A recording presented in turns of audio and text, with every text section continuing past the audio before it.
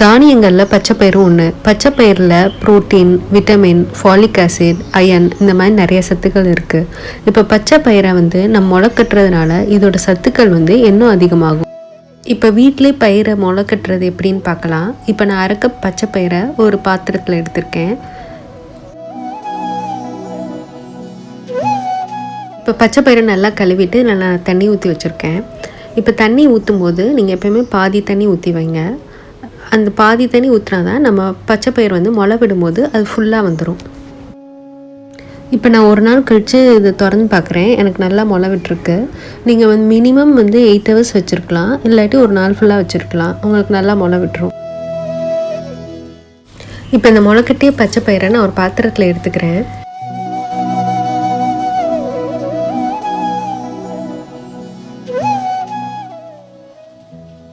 இப்போ இதில் நான் 2 டம்ளர் தண்ணி சேர்த்து இது ஒரு 15 நிமிஷம் கொதிக்க வைக்க போகிறேன்.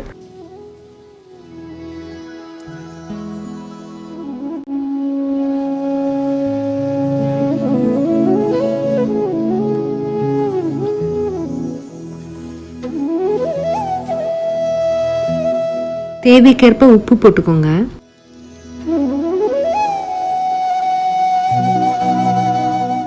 சாலட் பண்ண ஒரு வெள்ளரிக்காய் எடுத்திருக்கேன். வெள்ளரிக்காயில் கலோரிஸ் கம்மி, நீர்ச்சத்தும் உங்களுக்கு நிறையா இருக்குது. ஒரு தக்காளி, கொஞ்சம் கொத்தமல்லி, இதெல்லாம் சாலட் பண்ண நான் எடுத்திருக்கேன்.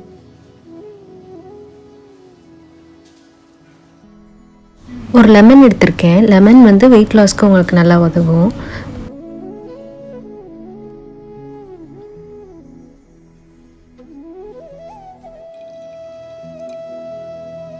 இப்போ 15 மினிட்ஸ் கழித்து பச்சைப்பயிர் வெந்துருச்சு. இதை நான் ஃபில்டர் பண்ணி பச்சைப்பயிர் மட்டும் எடுத்துடுறேன்.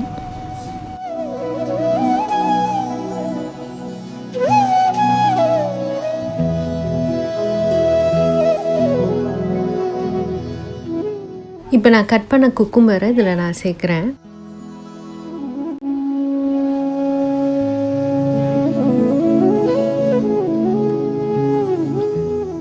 இப்போ தக்காளி நான் ஸ்லைஸ் பண்ணி இதில் சேர்க்குறேன்.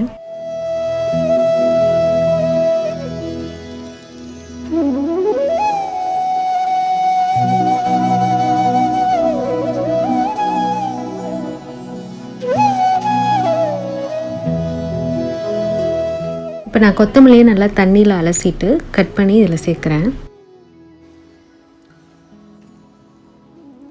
இப்போ லெமன் ஜூஸை இதில் நல்லா நான் புழிஞ்சு விடுறேன்.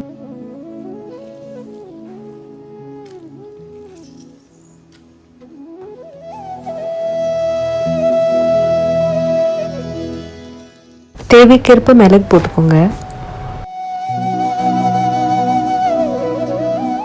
இந்த சாலட் ஹார்ட்டுக்கு ரொம்ப நல்லது. ஏன்னா அது பேட் கொலஸ்ட்ராலை குறைக்குது, அதே மாதிரி பிளட் சுகர் லெவலையும் குறைக்குது. ஸோ மார்னிங் பிரேக்ஃபாஸ்ட்க்கு நீங்கள் இதை எடுத்துக்கலாம்.